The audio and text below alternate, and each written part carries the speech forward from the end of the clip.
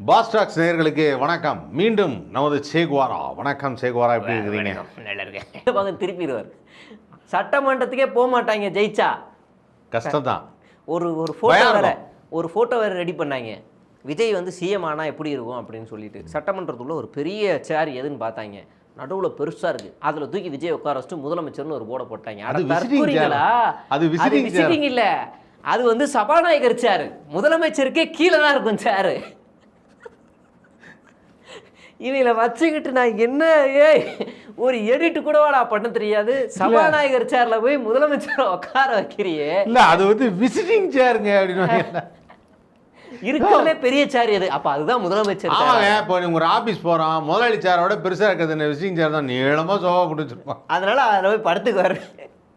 அப்போ போனால் வேட்பாளர் யாருன்னே பல பேருக்கு தெரியலை. கஷ்டம். நல்ல அறிமுகமான வேட்பாளர்கள்லாம் என்ன பண்ணிக்கிட்டு இருக்காங்கன்னா ரீல்ஸை போட்டுக்கிட்டு இருக்கானுங்க.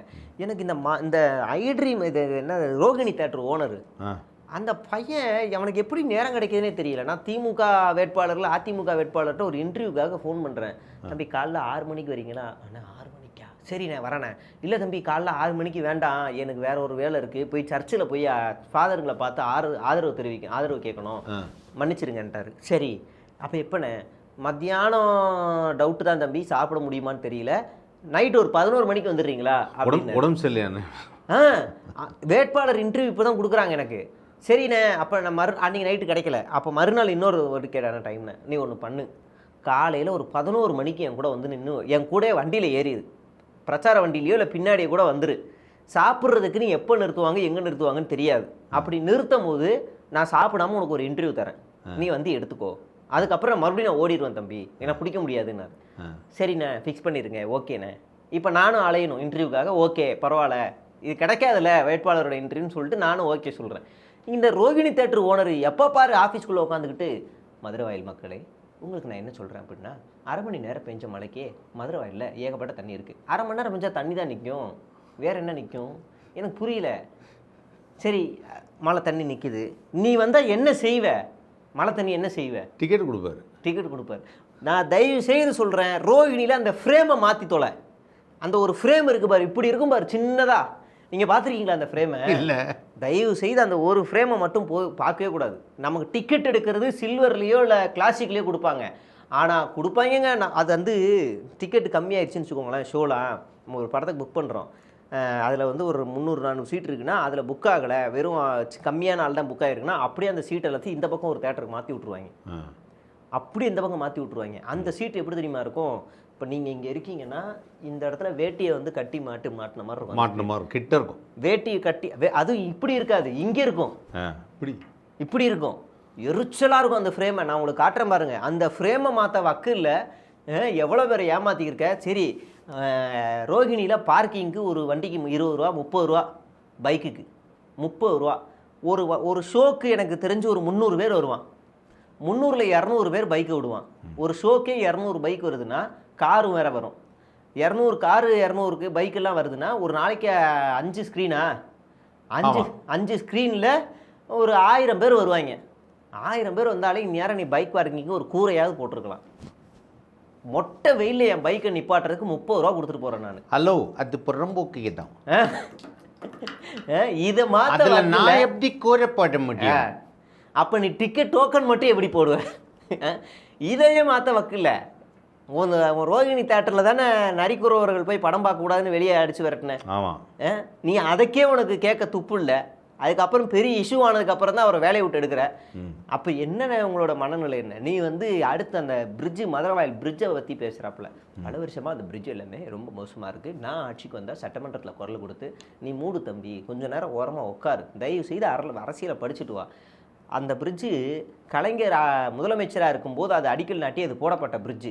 ஜெயலலிதாவோட காழ்ப்புணர்ச்சினால அந்த பிரிட்ஜை அப்படியே 10 வருஷமாக கிடக்குது.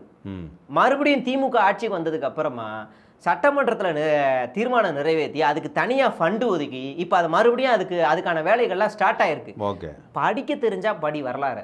10 வருஷமாக கிடப்பில் போட்டது அதிமுக. 10 வருஷம் கிடப்பில் போட்டது அதிமுக. உடனே மதுரை வாயிலில் ஒரு ஜிஹெச்சே இல்லை, அதனால் அந்த ஜிஹெச்சுக்காக மக்கள் பல மணி நேரம் ட்ராவல் பண்ணி போகக்கூடிய அவல நிலை இருக்குன்றான். எனக்கு புரியல. தொகுதிக்கு தொகுதிக்கு எப்படா ஜிஹெச் கட்ட முடியும்? எனக்கு அது புரியலையே. மதுரவாயில் எதுக்கு ஜிஹெச்? அதான் அதான் எனக்கு புரியல. நேர் ஒரே ரோட்டில் கீழ்ப்பாக்கத்தில் இருக்குது. கொஞ்சம் தூரம் வந்தால் கீழ்ப்பாக்கம், அடுத்து ஒரு 10 நிமிஷம் போனால் ஜிஹெச், அப்படியே ரைட்டில் பிரிட்ஜ் ஏறி இறங்குனா இது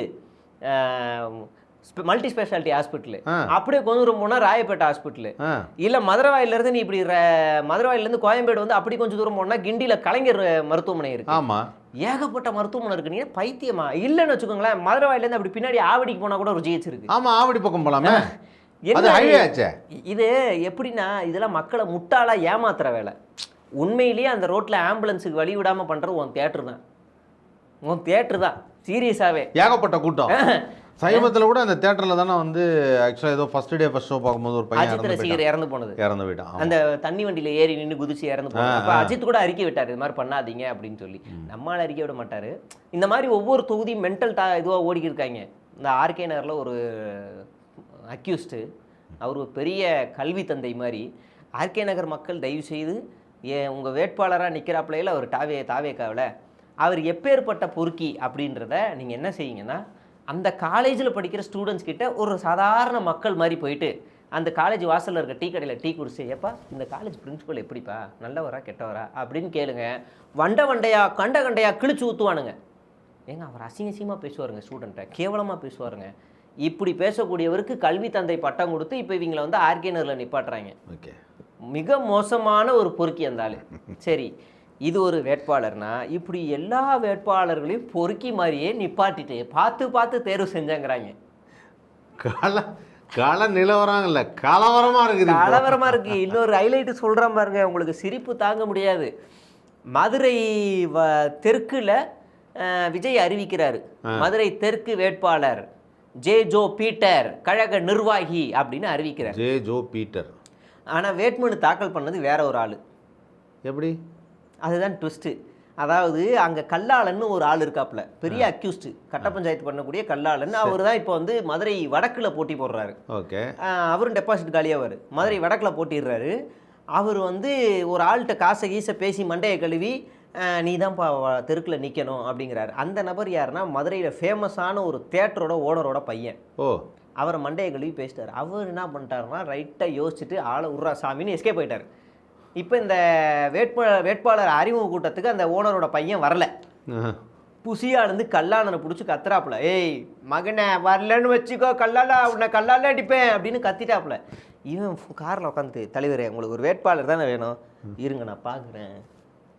பக்கத்தில் டிரைவரு, தம்பி உன் பேர் என்ன? டேவிடு. இல்லை உன் பேர் டிராவிடு. எந்திரி வா வா வா வா வா வான்னு கூப்பிட்டு போய் மேடையில் உட்கார வச்சிட்டாப்புல. அப்போ விஜய் அறிவிச்சது யாருன்னா கல்லாளனோட டிரைவரை. கல்லாளன் கிடையாது, கல்லாளன் வடக்கு வேட்பாளர், கல்லாளனோட டிரைவரை தெற்கு வேட்பாளரை அறிவிச்சிட்டாரு. அப்போ தெற்குல உண்மையிலேயே வேட்பாளர் யாரு? அது வந்து ஒரு சௌராஷ்டிராக்காரர். அந்த சௌராஷ்டிராக்காரர் கல்லாளனுக்கு ஒரு 35 லட்சம் ரூபாய்க்கு ஒரு காரை வாங்கி கொடுத்துருக்காப்புல. காரை வாங்கி கொடுத்தனால நீ வேட்பாளர் தாக்கல் பண்ணக்கூடாதுப்பா, அவர் தான் பண்ணுவார், நீ டம்மி, நீ அப்படியே போய் மறுபடியும் காரை ஓட்டுந்தா தூக்கி போட்டு அவனை காரை ஓட்ட விட்டார். வேட்பாளராக அப்போ அறிமுகமாகி உள்ளே வேலை பார்த்து விஜய்க்கே தெரியாது. இது விஜய்க்கே தெரியாமல் வேட்பாளரை ஊர் உலகத்துக்கே தெரியாமல் சத்தம் இல்லாமல் மாற்றிட்டாங்க. இதை கண்டுபிடிச்சதுனால நான் அசிங்கமாக திட்டுறா. என்னடா செய்வேன், நானும் மதுரைக்காரன் தான்டா, என்னடா பண்ணுவேன், திட்டு. ஐயோ ஐயோ, சொந்த ஊருக்காரன்ட்டு மறைக்க முடியுமா? மொத்தம் இந்த மாதிரி தொகுதி வந்து பயங்கரமான. ஏங்க சமீபத்தில் அந்த ஒரு இது பார்த்தேன், ரொம்ப பிடிச்சிருந்தது அது பார்க்குறப்போ. இவர் வந்து சைக்கிளில் போய் பிரச்சாரம் பண்ணார் கன்னியாகுமரியில். பார்த்தீங்களா? அதை 2 லைனில் சொல்லவா? அதை ஐயோ சூப்பராக இருந்தது. சொல்லவா? 2 லைனில் சொல்லவா? நான் இப்போ ஒன்று தான். சரி சொல்லுங்கள், நீங்கள் சொல்லுங்கள். நான் என்ன நினச்சேன்னா, அவர் சின்ன சைக்கிள் இல்லையே விசிலாச்சே அப்படின்னு நினச்சேன். அவள் தான் நினச்சேன். சைக்கிளில் எதுக்கு வந்தார்? தொண்டர்கள்லாம் வரணும்னு. சைக்கிளை திடீர்னு விட்டுட்டு குடுகுடு எதுக்கு வண்டியில் ஏறினார்? தொண்டர்கள் வந்துட்டாங்கன்னு. சிம்பிள், அவ்வளோதான். அப்போ இது விளம்பரமாடா, புரிஞ்சுச்சுங்களா? அவ்வளோதான். ஆனால் இவர் பவன் கல்யாண் செஞ்ச எல்லா விஷயத்தையும் அவர் திருப்பி செய்கிறார். ஆமாம், அம்ப விடுவாப்பில். அதே மாதிரி அந்த சைக்கிளோட தான் பவன் கல்யாணம் பண்ணாரு. அதே மாதிரி ஒரு பையனை வந்து மேலே அப்படி தூக்கி வச்சு அவன் தலையில வந்து அந்த சினிமாவில் மகேஷ் பாபு, அரசியலில் பவன் கல்யாண். படத்தை எடுத்துக்காப்புல சினிமாவில். ஆமாம்மா. கொஞ்ச நாளைக்கு முன்னாடி அரசியலில் ஜெகன்மோகன் ரெட்டியை ஃபாலோ பண்ணிக்கிட்டு இருந்தாப்புல. தலைவரை நீங்கள் அவர் ஃபாலோ பண்ணிங்கன்னா தோற்று போயிருவீங்க, பரவாயில்லையா? ஓகே இன்னொன்று நம்ம அப்படியே பவன் கல்யாணம் போயிடுவோம், நம்ம டெபுட்டி சிஎம் ஆயிடணும் அப்படின்னு சொல்லிட்டு இந்த பக்கம் வந்துட்டாப்புல. அப்படி யாருக்கு டெபுட்டி சிஎம்? எடப்பாடி. இல்லைன்னா நாயனார் நாகேந்திரன் நினச்சி பாருங்க. அது எப்படிங்க இவரே கட்சியில் ஜெயிக்கிறாரான்னு தெரியாது, இவர் இப்படி டெபுட்டி சிஎம் ஆவார்? அதெல்லாம் ஏதாவது லாபி பண்ணுவானுங்க, வாய்ப்பு இருக்கு, அதெல்லாம் வாய்ப்பு இருக்கு, பண்ணுவானுங்க. ஆக மொத்தம் வந்து இப்போ இதுதான் கள நிலவரம். ஆமாம், பயங்கரமான கலவரம். இதுக்கு நடுவில் அந்த படத்தை வேற இது திருட்டுத்தனமாக ரிலீஸ் பண்ணி விட்டு அது ஒரு பிரச்சனையாக வேற போயிட்டு இருந்தது. அதையும் வந்து இவங்க பண்ணாங்க அவங்க பண்ணாங்க வழக்கம் போல் பேச ஆரம்பிச்சிட்டாங்க. ஆனால் அது யாருமே பண்ணல, இவங்க தான் பண்ணியிருக்கிறாங்க by their own team. So அந்த ஓன் டீம் வந்து மொத்தமாக திருவிழத்தையும் அடிச்சுட்டு போயிட்டாப்புல. இந்த ஒரு படத்தில் ஆடு திருடின படத்தில் ஒரு பஞ்சாயத்து ஒன்று வரும், வடிவேலு. ஆடை யாரா திருடு? ஆடு திருடே போலீங்க. ஆமாங்க. அதில் கடைசியில் ஒரு பெருசு வந்துட்டு வடிவேல் அப்படி கொடுக்குன்னு பார்த்துக்கிட்டே இருக்கும். அதுக்கு ஒரு பிஜிஎம் வேற போடுவாங்க. போட்டுட்டு எனக்கு என்னமோ உன் மேலே தான் சந்தேகமாக இருக்குன்ற மாதிரி, நமக்கு என்னமோ விஜய் மேலே தான் சந்தேகமாக இருக்குது.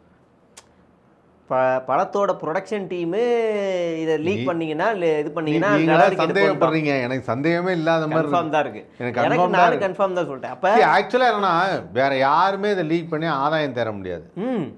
இதை லீக் பண்ணால் இந்த படம் வந்தால் ஆதாயமாக இருக்கிறது தாவேக்காக்கு தான். ஆமாம், வேற யாருக்குமே அது ஆதாயம் கிடையாது. இதில் என்ன திமுகவுக்கு ஆதாயம்னு எனக்கு புரியல. ஒன்றுமே கிடையாது. இதை ரிலீஸ் பண்ணுறதுனால வந்து ஒரு மொராலிட்டி படி எதுவுமே கிடையாது. அது இவங்க நம்புவானுங்க. இவங்க என்ன பேசினாலும் நம்புவாங்க. காலைல விஜய் அண்ணனுக்கு முக்குனா வரல, அதுக்கு திமுகன்னுவானுங்க, என்ன வேணாலும் பேசுவாங்க. அதனால் இந்த படம் வந்து ஒன்று சென்சார் வந்து லீக் பண்ணியிருக்குன்னு பார்த்தா சென்சார் அறிக்கை கொடுத்துருச்சு. சென்சார்லாம் லீக் பண்ண மாட்டாங்க. சென்சார் அந்த மாதிரி எப்பவுமே நடந்துக்க மாட்டாங்க. எங்கிட்டேருந்து போன வாய்ப்பே இல்லை, அது இல்லைன்னு சொல்லிட்டாங்க. ப்ரொடக்ஷன் டீமே இல்லைன்னு சொல்லிடுச்சு. சரி, இதை காழ்ப்புணர்ச்சிக்காக மற்ற ஹீரோ அப்படி ஏதாவது கூட பண்ணியிருக்கலாமே அப்படின்னு பார்த்தா திரையுலகத்தில் இருக்க எல்லாருமே கண்டன அறிக்கை தெரிவிச்சிட்டாங்க.